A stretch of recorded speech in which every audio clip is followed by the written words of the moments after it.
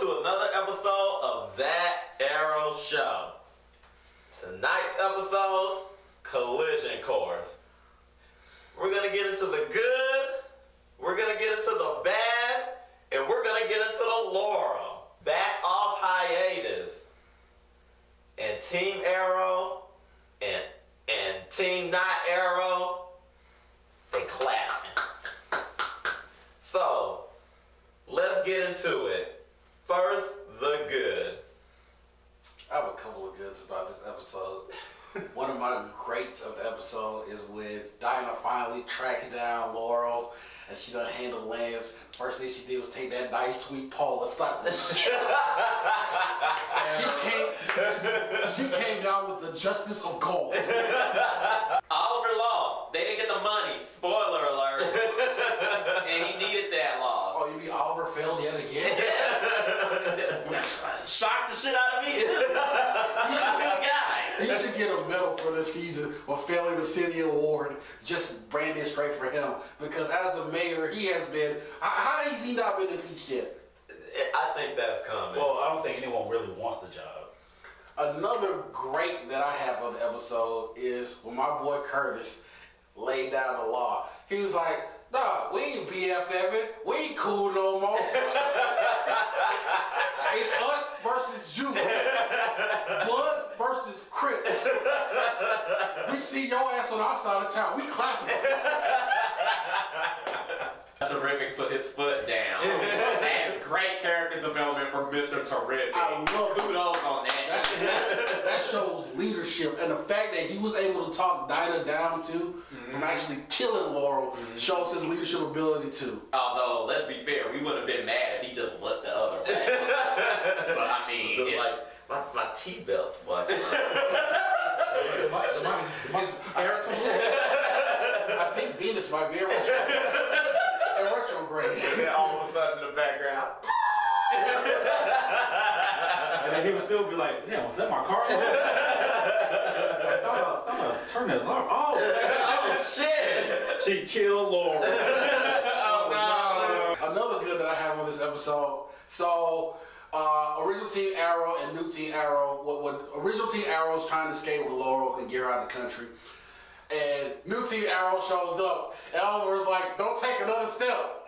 And my boy Renee was like, "Fuck life."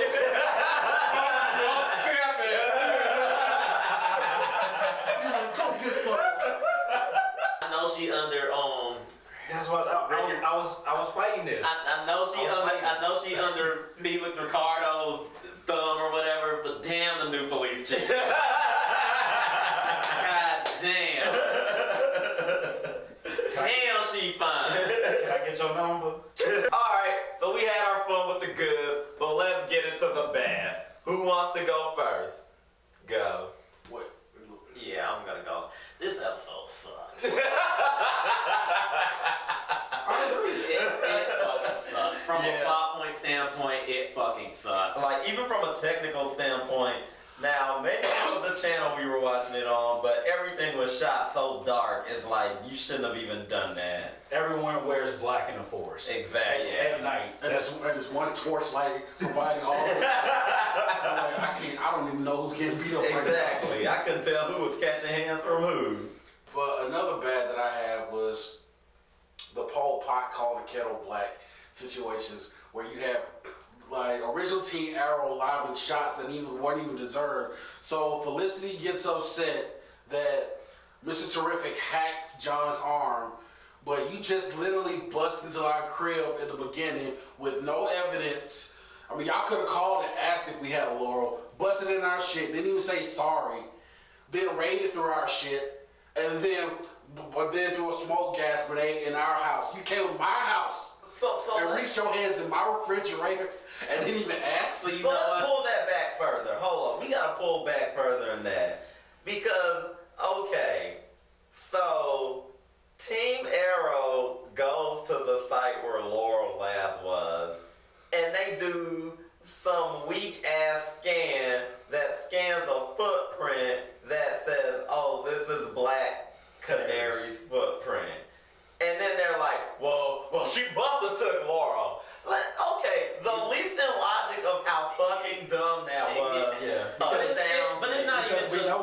that's where Black Canary and Black Siren last fought. So Exactly. Of course, her footprint would kind of. Exactly. And Lance's footprints was there because he was there. They didn't look for tire tracks. They didn't do nothing. All right.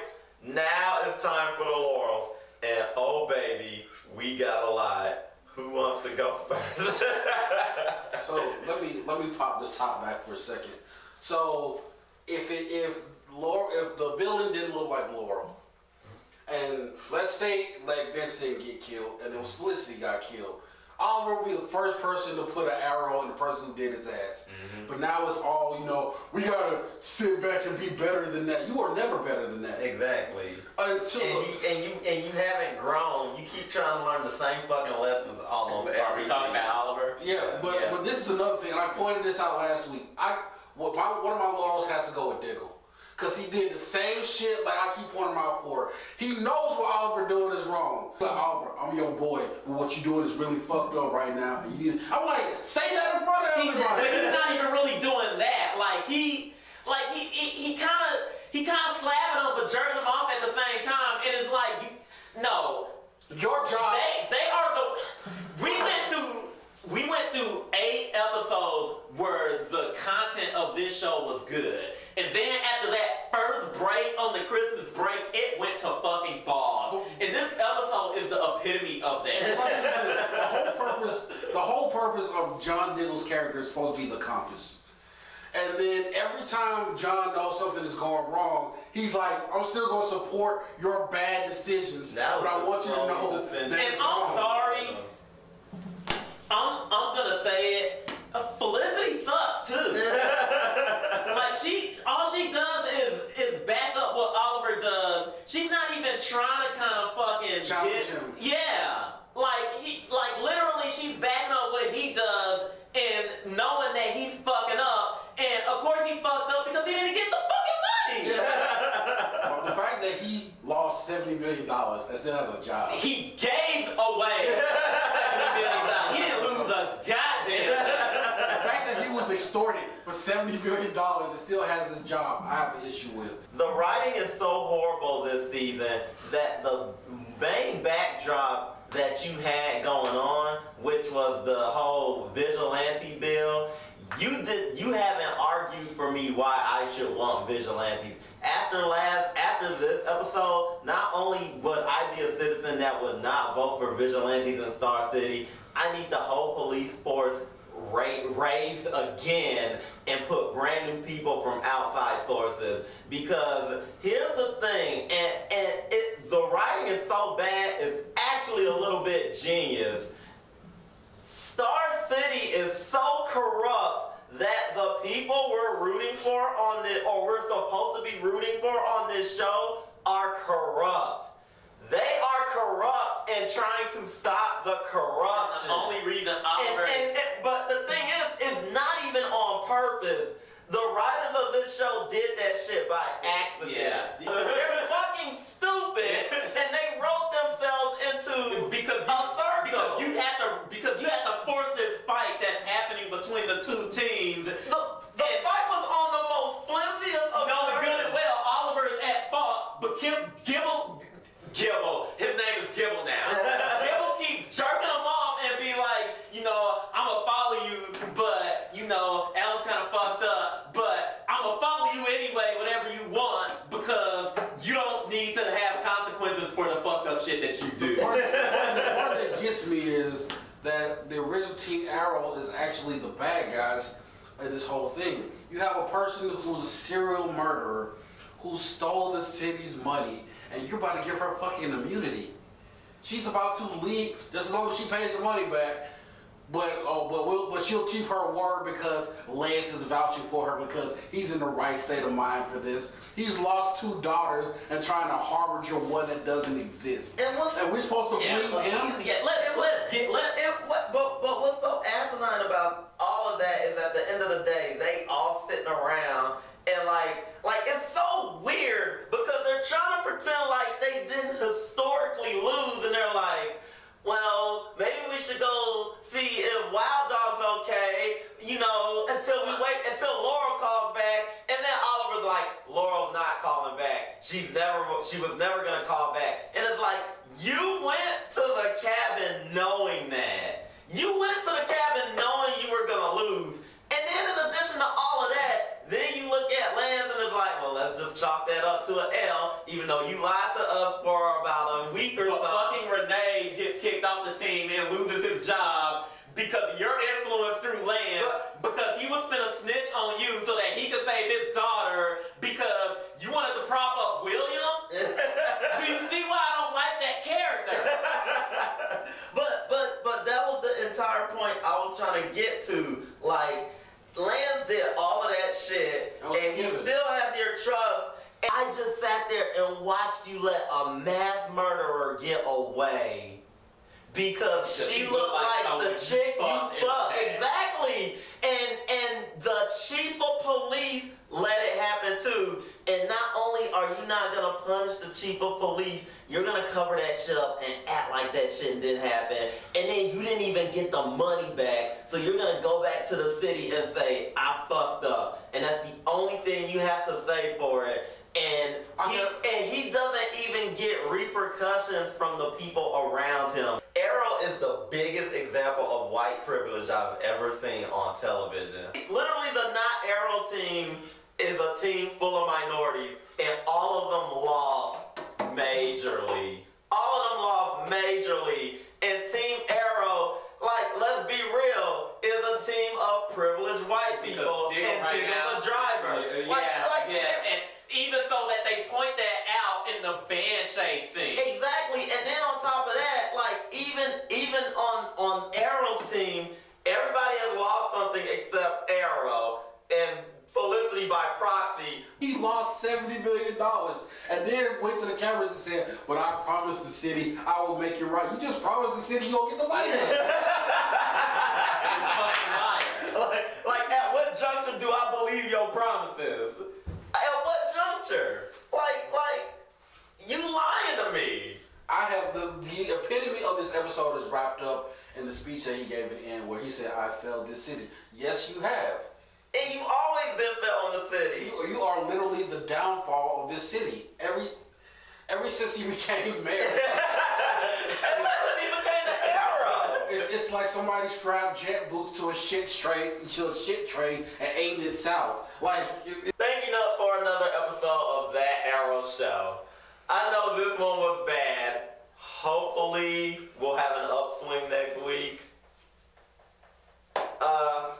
Like and subscribe. Check out all our content. We just put out an episode of the latest review of Black Lightning. We also got a review of The Flash. How'd that go? No. Check us out on Facebook, Twitter, of course, YouTube, and we will see you guys next week. Wait a second, I'm tired of this. Look, we need to rage against the writers of this show. So join us and help us rage against the writers of this show because it's just falling into the fucking toilet. Yeah. But until next time, peace. I feel better already. Okay. She literally jumped in front of a bullet for this hoe. Yeah. Like, that is not Laurel. I seriously want the next episode to start off with them sitting down in the classroom and fucking Cisco explaining how this shit works.